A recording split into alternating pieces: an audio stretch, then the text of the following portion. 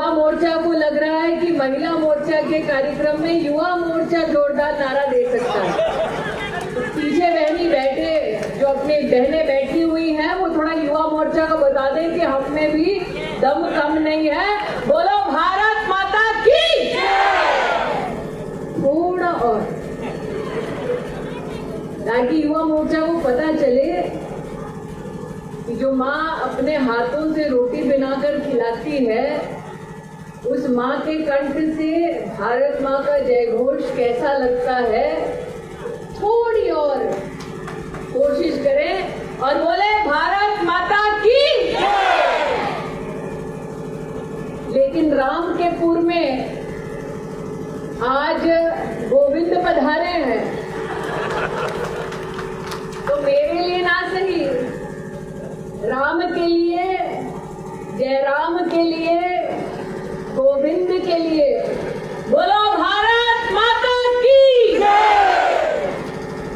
मंच पर विराजमान भारतीय जनता पार्टी महिला मोर्चा की प्रदेश अध्यक्षा आदरणीय रश्मि जी, मंच की गरिमा बढ़ाते आज राष्ट्रीय एसटी मोर्चा के उपाध्यक्ष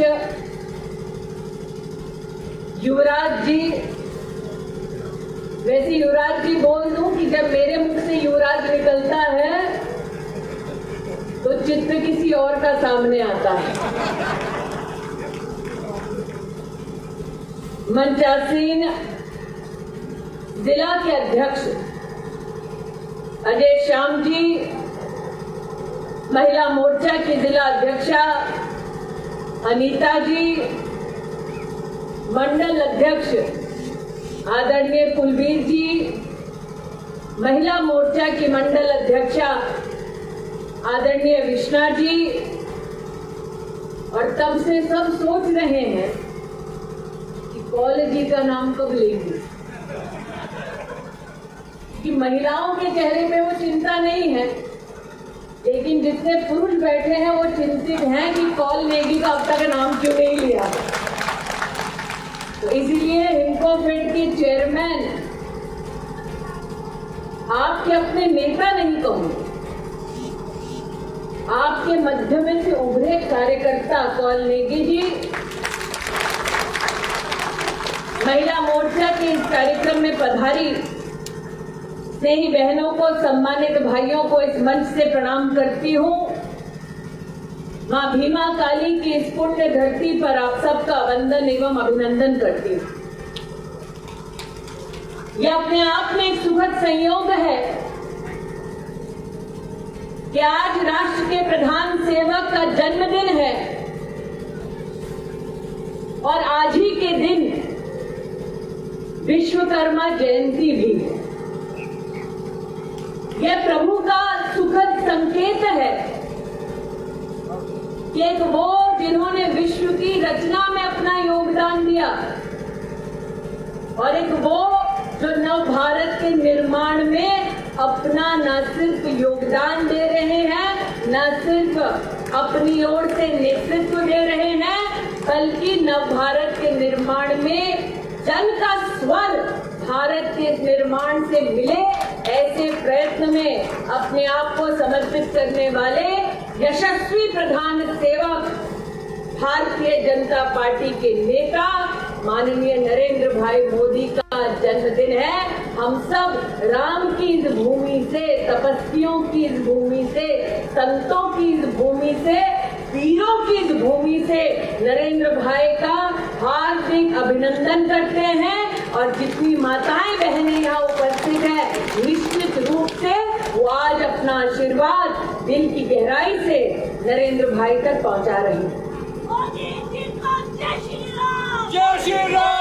इस मंच पर आज स्वागत और अभिनंदन का जब कार्यक्रम हुआ, तब चाहे मेरा उल्लेख हो, नरेंद्र भाई का उल्लेख हो, जय श्री राम, इस उद्घोष से हम सबको सम्मान दिया गया। आज कौलेगिरी ने अपने उद्बोधन में कहा, वर्षों से वंचित इस भूमि को विकास की अगर किसी ने सौगात दी तो विकास के उस डबल इंजन का नाम है भारतीय जनता पार्टी। केंद्र में मोदी और प्रदेश में जयराम जी के आशीर्वाद से वर्षों से लंबित विकास के कार्य को इस पुण्य धरती पर जनता जनार्दन ने पूरे होते देखे, जिसने राष्ट्र की संस्कृति को विश्व के सम्मुख प्रस्तुत किया योग के माध्यम से, जिसने राष्ट्र के संस्कार को प्रतिबिंबित किया राष्ट्रीय शिक्षा नीति से। आज उसी भारतीय जनता पार्टी के नेतृत्व का यह आशीर्वाद है कि 30 साल से लंबित मांग आप सबकी संस्कृत कॉलेज की अगर कोई पूरा कर पाया तो उस मांग को पूरा करने वाला भारतीय जनता पार्टी का एक नेता, भारतीय जनता पार्टी का एक कार्यकर्ता। इसलिए गोविंद जी, आप जनता जनार्दन की ओर से 30 वर्षों से लंबित संस्कृत कॉलेज की मांग को पूरा करने के लिए जयराम जी को जय श्री राम जरूर दीजिएगा रामपुर का, कि जो 30 साल में कांग्रेस पार्टी न कर पाई वो भारतीय जनता पार्टी की सरकार ने इस क्षेत्र की जनता के लिए कर दिखाया। मैं अचंभित हूँ कि एक क्षेत्र की जनता के लिए एक साधारण सुविधा होता है उप तहसील का बनना और उसका बनाना। आज जैसे कौलेगी जी ने कहा, वर्षों वर्ष से खली चपटी और ज्योरी की जनता की ये डिमांड थी, ये मांग थी कि हमें भी वो ओहदा दिया जाए प्रशासनिक, जिसके चलते हमारे परिवारों का उत्थान हो। लेकिन कांग्रेस का नेतृत्व विधानसभा में भी था, कांग्रेस का नेतृत्व क्षेत्र में भी था, लेकिन जनता जनार्दन को ये सुविधा कांग्रेस की सरकार ने नहीं दी जो जयराम जी ने दी। गोविंद जी, आज आप पधारे हैं तो मातृशक्ति का अभिनंदन, मातृशक्ति का आभार। उप तहसील बनाने के लिए भी जयराम जी तक आप पहुंचाएं, या सभी बहनों की ओर से, सभी परिवारों की ओर से आपको मैं निवेदन करती हूँ। आज पीडब्ल्यूडी के डिवीजन का बनना, मैं भौचक्की हूँ कि इतनी छोटी सी एक प्रशासनिक सुविधा जिसे देने में कांग्रेस को कभी इनकार नहीं होना चाहिए था, फिर भी जानबूझकर क्षेत्र की जनता को उस बात से भी वंचित रखने का पाप कांग्रेस के नेतृत्व ने किया। और इस वंचित समाज, इस वंचित इलाके के इस डिमांड को, इस मांग को भी पूरा किया भारतीय जनता पार्टी की सरकार ने। इसलिए आज यहाँ उपस्थित हर नागरिक की ओर से गोविंद जी, मैं चाहती हूँ कि आप आभार व्यक्त करें प्रदेश के मुख्यमंत्री का, कि जो कांग्रेस की सरकार नहीं कर पाई क्षेत्र की जनता के लिए, वो भारतीय जनता पार्टी की सरकार ने कर दिखाया। लेकिन वर्षों वर्ष तक जनता की उम्मीदों पर खरा न उतरना, ये कांग्रेस का एक संस्कार सा बन गया है। वर्षों वर्ष तक जनता को विकास से वंचित रखना, ये कांग्रेस का आधार सा बन चुका है। आज इस मंच से जब हम गौरव गान करते हैं हिंदुस्तान का, भारत के नवनिर्माण का, तो उस नवनिर्मित भारत में उल्लेख होता है अटल टनल का। आज मैं पूछना चाहती हूँ, क्षेत्र की जनता को वर्षों वर्ष पीडब्ल्यूडी के डिवीजन से आपने दूर रखा, उप तहसील बनाने से इनकार किया, अटल टनल उसको भी पूर्ण ना करने का पाप कांग्रेस पार्टी ने किया। ये हिमाचल प्रदेश की सच्चाई है जिससे कांग्रेस पार्टी अपना मुंह नहीं फेर सकती।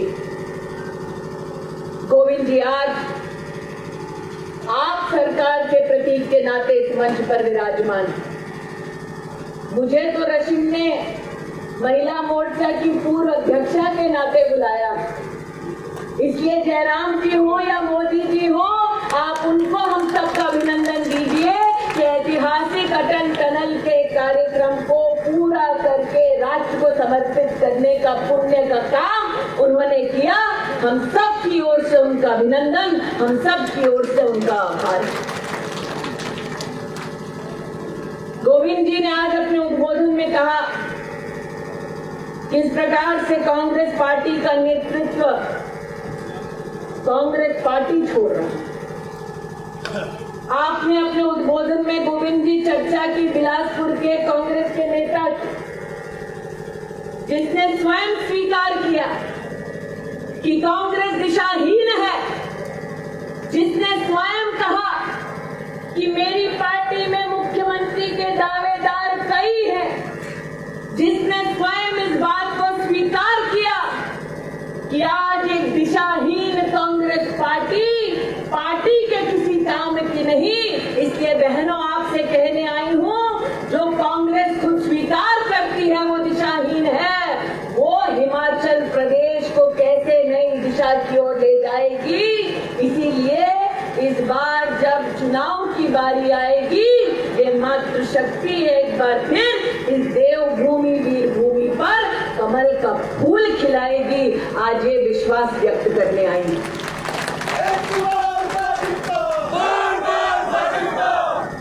बहनों के ऊपर इस प्रकार का विश्वास क्यों है मुझे? भाइयों से क्षमा मांगती हूं, लेकिन कुछ बातें ऐसा कहना चाहूंगी जो शायद दिल को चुभे। इस देश की राजनीति में हमारी मर्यादा, हमारे संस्कार ऐसे कि गरीब के घर में जन्मी बेटी, ब्याही बहू, माता, वो सूरज के ढलने का इंतजार करती। बेटी, गरीब की बहन, बहू, माँ इस बात का आभार व्यक्त करती है कि देश को नरेंद्र मोदी जैसा एक प्रधान सेवक मिला, जिसने अगर पहली चिंता की तो गरीब के घर में जन्मी उस महिला की और कहा अगर महिला को सम्मान देना है तो कम से कम उसके लिए एक शौचालय तो बना दो। आज एक तरफ देश में 11 करोड़ शौचालय परिवारों के लिए बनाया और दूसरी ओर हिमाचल में 2 लाख हिमाचल प्रदेश के नागरिकों के लिए अलग से शौचालय की व्यवस्था की गई। यहाँ जितने भाई उपस्थित हैं उनसे पूछना चाहती हूँ, गरीब परिवार में कितने ऐसे बेटे हैं, कितने ऐसे भाई हैं, कितने ऐसे पिता हैं जो शर्मसार होते थे जब घर की बहू बेटियों को खुले में शौच करने जाना पड़ता था, लेकिन जेब में पैसा नहीं होता था, इसलिए घर की इज्जत को बनाए रखने के लिए घर में वो शौचालय नहीं बना सकते। वर्षों वर्ष कांग्रेस की सरकार रही, लेकिन कभी भी गरीब परिवार को इस प्रकार की सुविधा देनी है, ये चिंता किसी कांग्रेस के नेता ने नहीं की। आज जिस प्रधान सेवक को जन्मदिन का अभिनंदन, जन्मदिन का आशीर्वाद आप देते हैं, वो भी एक गरीब माँ के घर में जन्मा और इसीलिए उन्होंने एक साधारण जिसे सुविधा कहते हैं, आजादी के बाद एक राष्ट्रीय संग्राम की घोषणा की। स्वच्छ भारत अभियान के चलते देश में 11 करोड़ और हिमाचल में 2 लाख परिवारों को जीवन में पहली बार अपने घर में शौचालय बनवा कर दिलवाया। और फिर कांग्रेस पार्टी पूछती है मोदी को वोट क्यों जाता है? अरे जो गरीब परिवार की मूलभूत चुनौती को समझता है, गरीब महिला उस भाई की कलाई पर राखी क्यों ना बांधे, उस भाई के विजयश्री का तिलक क्यों न लगाए, जो आज हिमाचल की और देश की हर बहन नरेंद्र भाई के प्रति भाव रखती है। आज इस मंच से जब मैं मातृशक्ति को नमन करती तब पूछना चाहती कि केंद्र में रही कांग्रेस की सरकार, हिमाचल में रही कांग्रेस की सरकार, लेकिन आयुष्मान भारत योजना केंद्र में कभी चली, ना मुख्यमंत्री जी द्वारा चलाई गई हिमकेयर की योजना कभी हिमाचल को मिली। आज भारत इस बात का गौरव करता है कि हिंदुस्तान में पहली बार एक ऐसी सरकार आई है जिन्होंने कमल की छत्र छाया में मोदी जी के नेतृत्व में 10 करोड़ परिवारों को सालाना 5 लाख रुपए का मेडिकल ट्रीटमेंट मुफ्त मुहैया कराया है। आयुष्मान भारत योजना के तहत हिमाचल प्रदेश में 4,33,000 परिवारों को संरक्षण मिला। हिमकेयर मुख्यमंत्री जी के कार्यक्रम के तहत हिमाचल प्रदेश में 6 लाख से भी ज्यादा परिवारों को जोड़ा गया।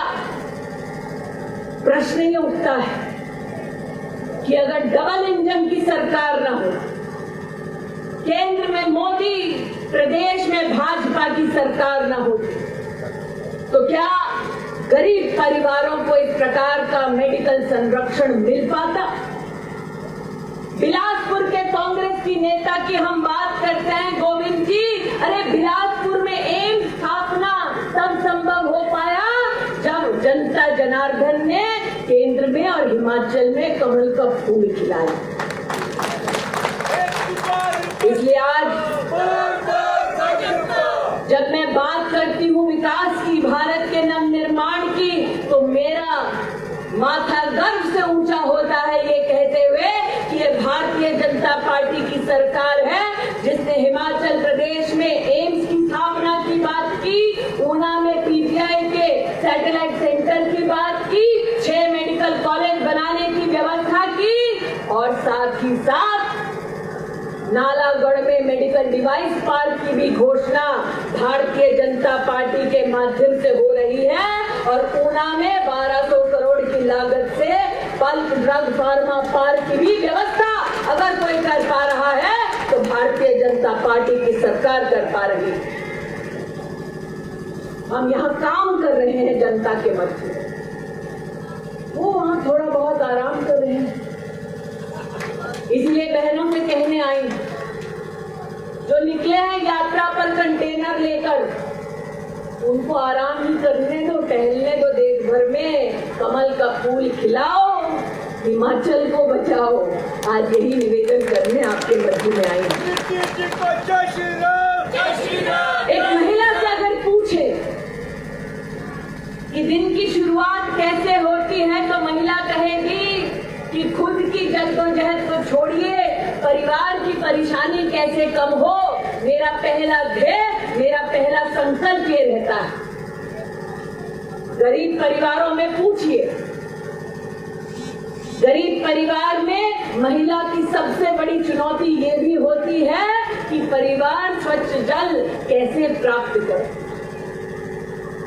नरेंद्र भाई के नेतृत्व में देश में जल जीवन मिशन शुरू हुआ और अब तक 6 करोड़ 90 लाख कनेक्शन देश भर में लगाए तो भारतीय जनता पार्टी की सरकार ने लगाए।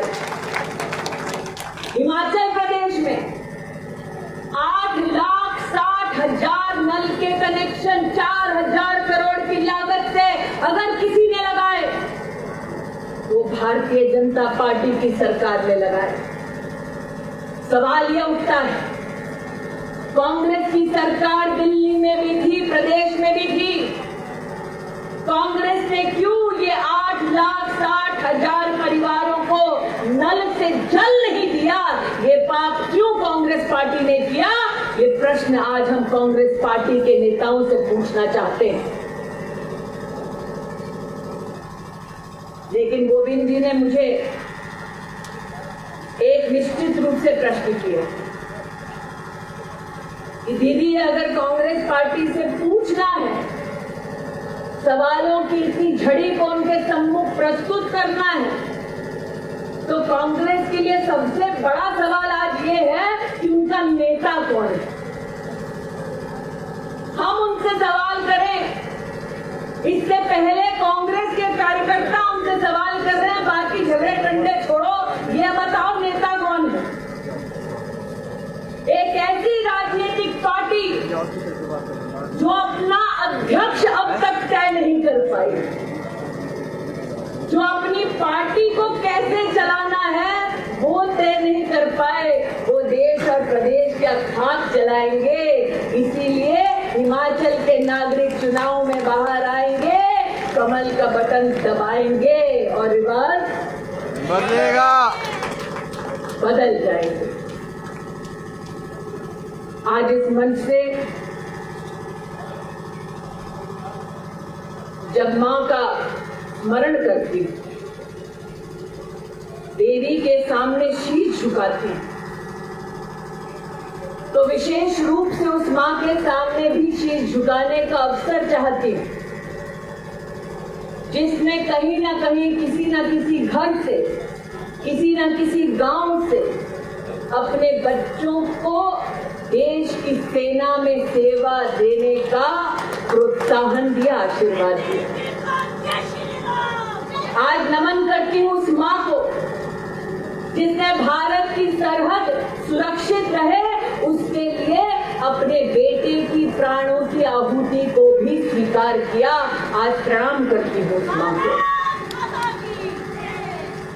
और नेगी जी आपसे कहना चाहती हूँ, आपने संस्कृत कॉलेज का 30 साल तक इंतजार किया और सैन्य परिवारों ने 40 साल से भी ज्यादा 1 रैंक 1 पेंशन का इंतजार किया।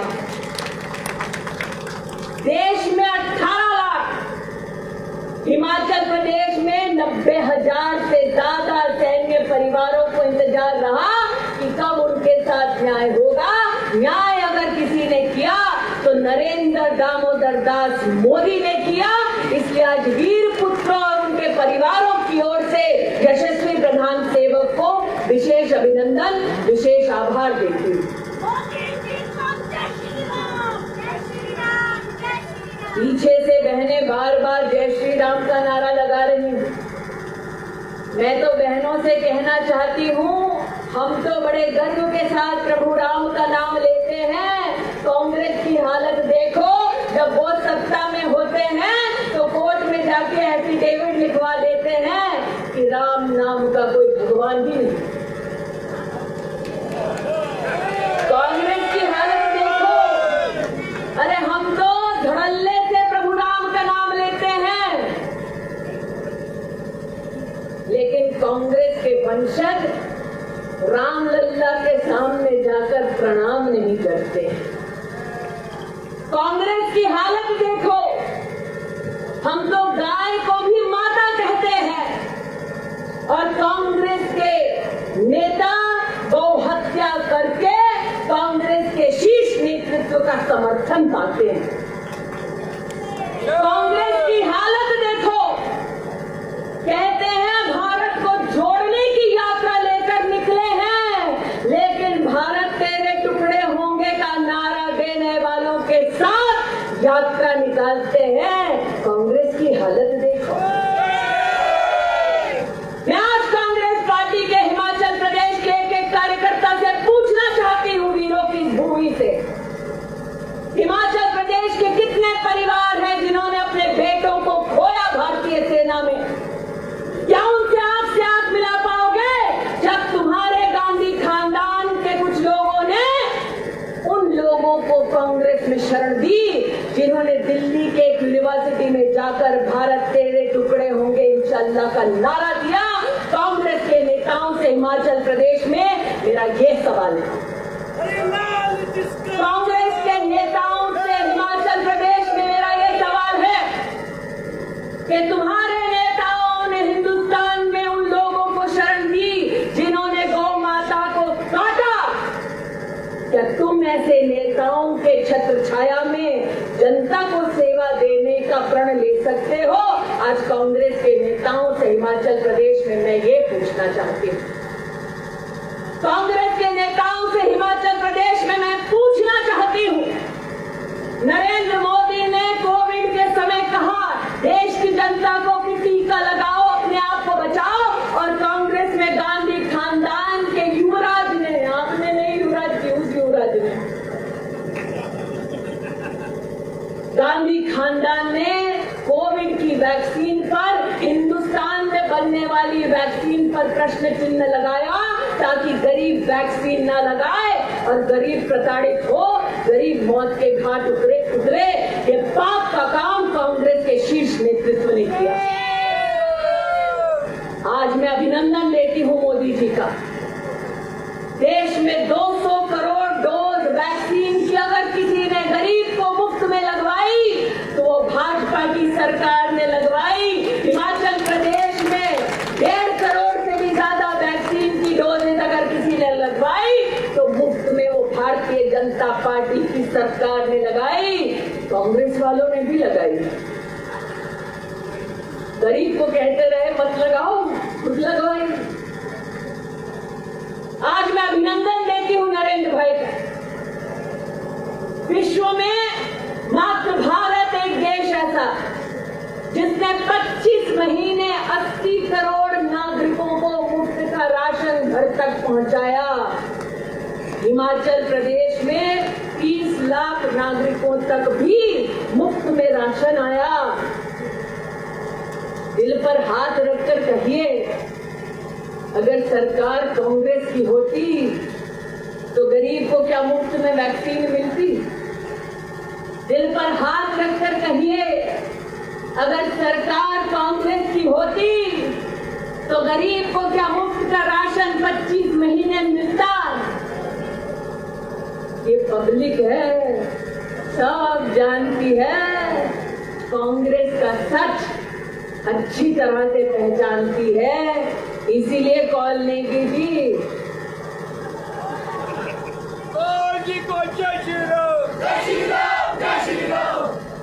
जैसा कि युवा मोर्चा भाषण दे रहा है, जय घोष कर रहा है कि अमेठी हुआ एक बार, अब रामपुर की बारी हो। अमेठी में तो गांधी खानदान था, यहाँ तो वो भी नहीं है। यहाँ राज परिवार है जी, राज परिवार है, यहाँ राज परिवार है।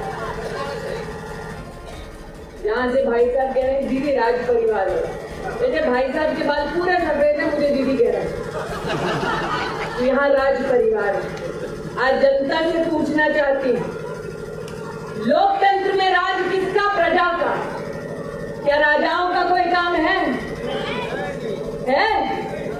तो अगर प्रजा ही ताकत है तो अमेठी में इतिहास तो बदला, रामपुर में भी बदल जाएगा। इस बार